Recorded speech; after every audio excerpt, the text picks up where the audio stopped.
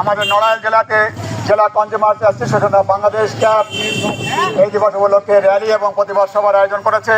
ইতিমধ্যে আমাদের এই আনুষ্ঠানিকভাবে শুরু হয়েছে। আমাদের কনজিউমার অ্যাসোসিয়েশন অফ বাংলাদেশ ক্যাবের আজকের এই ভোক্তা অধিকার দিবস উপলক্ষে আমাদের মূল দাবির মধ্যে রয়েছে মানহীন, ভেজাল, নকল ও অনিরাপদ পণ্য উৎপাদন, আমদানি ও বাজারজাতকরণের বিরুদ্ধে কঠোর ব্যবস্থা নিতে হবে।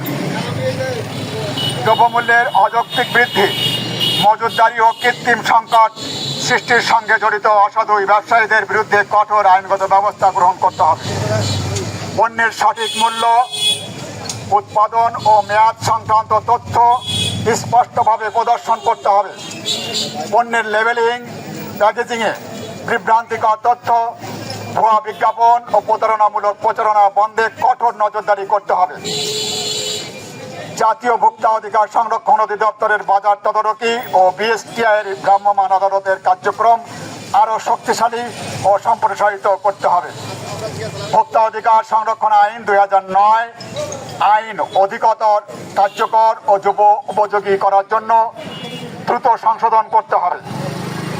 অনলাইন ও ই কমার্স প্ল্যাটফর্মে বিক্রিত পণ্যের নিরাপত্তা নিশ্চিত করতে জাতীয় ডিজিটাল কমার্স পলিসি 2020, সংশোধিত ডিজিটাল কমার্স পরিচালনা নির্দেশিকা 2021-এর কার্যকর বাস্তবায়ন করতে হবে।